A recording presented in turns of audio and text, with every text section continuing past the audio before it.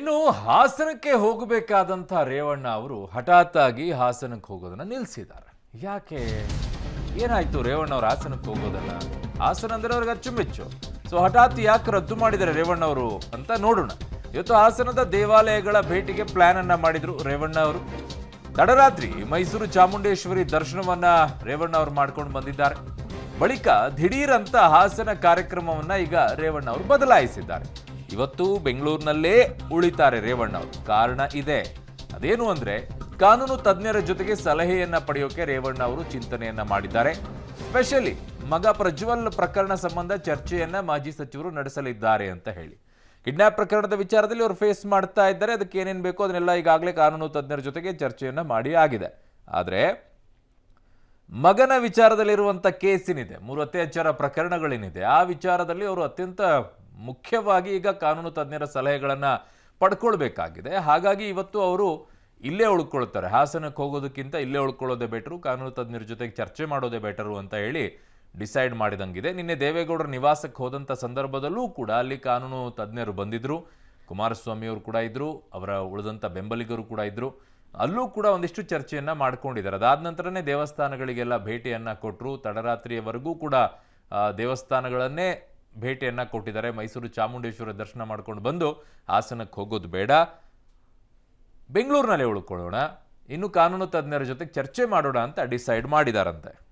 ನನ್ನ ಸಹೋದ್ಯೋಗಿ ಈಗ ಹಾಸನದಿಂದ ಶಶಿಧರ್ ಈಗ ನನ್ನ ಸಂಪರ್ಕಕ್ಕೆ ಸಿಗ್ತಾ ಇದ್ದಾರೆ. ಶಶಿಧರ್, ಹಾಸನದಲ್ಲಿ ಮೋಸ್ಟ್ಲಿ ಎಲ್ಲ ತಯಾರಿಯನ್ನ ಮಾಡ್ಕೊಂಡಿದ್ರು ಅಂತ ಕಾಣಿಸುತ್ತೆ. ಕಾರಣ ನಿನ್ನೆ ದೇವೇಗೌಡರ ನಿವಾಸದ ಬಳಿ ಇದ್ದಂಥ ಅನೇಕ ಬೆಂಬಲಿಗರು ಅವರು ಬರಬೇಕು, ಹೊಳೆ ನರಸೀಪುರಕ್ಕೆ ಬರಬೇಕು, ನಾವು ಅವರಿಗೋಸ್ಕರ ಕಾಯ್ತಾ ಇದ್ದೀವಿ ಅನ್ನುವಂಥ ಮಾತನ್ನೆಲ್ಲ ಹೇಳ್ತಾ ಇದ್ರು. ಬಟ್ ದಿಢೀರ್ ಅಂತ ರದ್ದು ಮಾಡ್ಕೊಳ್ಳೋಕೆ ಪ್ರಮುಖ ಕಾರಣ ಇದೊಂದೇನಾ, ಕೇಸ್ ವಿಚಾರ, ಬೇರೆ ಏನಾದರೂ ಇದೆಯಾ? ಹೌದು ಅರುಣ್, ಏನು ಮಾಜಿ ಸಚಿವ ಎಚ್ ಡಿ ರೇವಣ್ಣವರು ನಿನ್ನೆಯಿಂದ ಜೈಲಿಂದ ಬಿಡುಗಡೆಯಾಗಿದ್ದಾರೆ. ಅದಾದ ನಂತರ ಟೆಂಪಲ್ ರನ್ನನ್ನು ಮುಂದುವರಿಸಿದರೆ ಅವರಿಗೆ ಪ್ರಮುಖವಾಗಿ ಹಾಸನ ಜಿಲ್ಲೆಗೆ ಬರಬೇಕು ಅನ್ನೋದು ಅವರಿಗೆ ತುಂಬ ಆಸೆ ಇದ್ದಂಗೆ ಕಾಣ್ತದೆ. ಆದರೆ ಅದಕ್ಕೆ ಕೆಲವೊಂದು ಅಡಚಣೆಗಳು ಉಂಟಾಗಿದೆ. ಯಾಕೆಂದರೆ ಈಗ ಪ್ರಜ್ವಲ್ ರೇವಣ್ಣ ಅವರು ವಿಚಾರಣೆಗೆ ವಾಪಸ್ ಆಗಬೇಕು.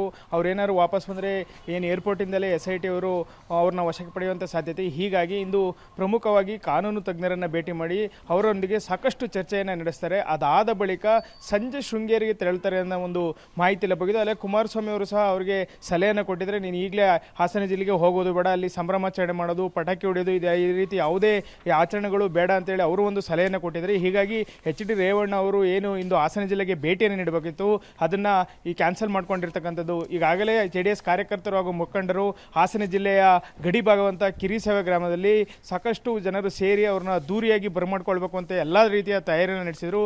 ನಿನ್ನೆ ರಾತ್ರಿ ರೇವಣ್ಣ ಅವರೇ ಒಂದು ಪ್ರಕಟಣೆ ಹೊರಡಿಸಿ ಯಾರು ಕೂಡ ಶಾಲು ಹಾರ ತರುವುದು ಬೇಡ, ಪಟಾಕಿ ಸಿಡಿಸೋದು, ಸಂಭ್ರಮಾಚರಣೆ ಯಾವುದು ಬೇಡ ಅಂತ ಒಂದು ಸಹ ಹೇಳಿದರು.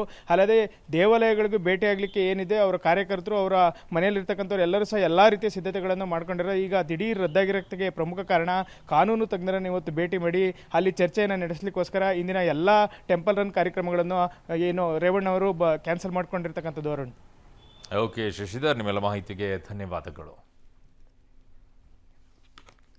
ಇನ್ನು ಮಾಜಿ ಸಚಿವ ಎಚ್ ಡಿ ರೇವಣ್ಣ ಅವರು ತಮ್ಮ ಕುಟುಂಬಕ್ಕೆ ಎದುರಾಗಿರುವಂತಹ ಸಂಕಷ್ಟದ ಪರಿಹಾರಕ್ಕೆ ದೇವರ ಮೊರೆ ಹೋಗೋದನ್ನ ಮುಂದುವರೆಸಿದ್ದಾರೆ. ಇನ್ಫ್ಯಾಕ್ಟ್ ಇವತ್ತು ಶೃಂಗೇರಿಯ ಶಾರದಾ ಮಠಕ್ಕೆ ಮಾಜಿ ಸಚಿವ ಎಚ್ ಡಿ ರೇವಣ್ಣ ಅವರು ಭೇಟಿ ಕೊಡ್ತಾರೆ ಅನ್ನೋದ್ರ ಮಾಹಿತಿ ಲಭ್ಯ ಆಗ್ತಾ ಇದೆ. ಶೃಂಗೇರಿ ಶಾರದಾಂಬೆಗೆ ವಿಶೇಷ ಪೂಜೆ ಹಾಗೂ ಸಂಕಲ್ಪವನ್ನ ಇಲ್ಲೂ ಕೂಡ ಮಾಡ್ತಾರಂತೆ. ಬೆಳಗ್ಗೆ 11 ಗಂಟೆಗೆ ಭೇಟಿಯ ಸಮಯವನ್ನ ನಿಗದಿ ಮಾಡಲಾಗಿದೆ. ಶೃಂಗೇರಿಯ ಶಾರದಾಂಬೆಯ ದರ್ಶನ ಬಳಿಕ ಜಗದ್ಗುರುಗಳ ಭೇಟಿ, ಸಂಕಷ್ಟ ನಿವಾರಣೆಗೆ ಪೂಜೆಯನ್ನ ಸಲ್ಲಿಕೆ ಮಾಡುವಂತಹ ಸಾಧ್ಯತೆ ಬಗ್ಗೆ ಡೀಟೇಲ್ ಸಿಗ್ತಾ ಇದೆ. ಶೃಂಗೇರಿಯ ಶಾರದಾ ಮಠಕ್ಕೂ ಹಾಗೂ ಎಚ್ ಡಿ ದೇವೇಗೌಡರ ಕುಟುಂಬಕ್ಕೂ ಅವಿನಾಭಾವ ಸಂಬಂಧ ಇರೋದನ್ನ ನಾವು ಹಿಂದಿನಿಂದ ಕೂಡ ನೋಡ್ತಾ ಬಂದಿದ್ದೀವಿ. ಸೊ ಈಗಲೂ ಕೂಡ ಅಂಥದ್ದೇ ಸನ್ನಿವೇಶಕ್ಕೆ ಸಾಕ್ಷಿ ಆಗ್ತಾ ಇದೆ ಶೃಂಗೇರಿಯ ಶಾರದಾ ಪೀಠ ಅನ್ನೋದು ಗೊತ್ತಾಗ್ತಾ ಇರುವಂತಹ ಮಾಹಿತಿ. ಸೊ 11 ಗಂಟೆಗೆ ಸಮಯವನ್ನ ನಿಗದಿ ಮಾಡಿದ್ದಾರೆ. ತಡರಾತ್ರಿಯಷ್ಟೇ ಚಾಮುಂಡೇಶ್ವರಿ ತಾಯಿಯ ದರ್ಶನವನ್ನ ಪಡೆದ್ರು. ಆಮೇಲೆ ಅಲ್ಲಿ ಇಡೀ ಕುಟುಂಬಸ್ಥರ ಪರವಾಗಿ ಅರ್ಚನೆಯನ್ನ, ಪ್ರತಿಯೊಬ್ಬರ ಹೆಸರನ್ನ ತೆಗೆದುಕೊಂಡು ಅರ್ಚನೆಯನ್ನ ಮಾಡಿದ್ರು. ಇಲ್ಲಿ ಯಾವ ರೀತಿಯಾಗಿ ಸಂಕಲ್ಪ ಮಾಡ್ತಾರೆ, ಹೇಗೆ ಸಂಕಷ್ಟ ಪರಿಹಾರಕ್ಕೆ ಸಂಕಲ್ಪ ಇರುತ್ತೆ ಎಚ್ ಡಿ ರೇವಣ್ಣ ಅವ್ರದ್ದು ಅನ್ನೋದು ಈ ಕ್ಷಣದ ಪ್ರಶ್ನೆ ಆಗ್ತಾ ಇದೆ.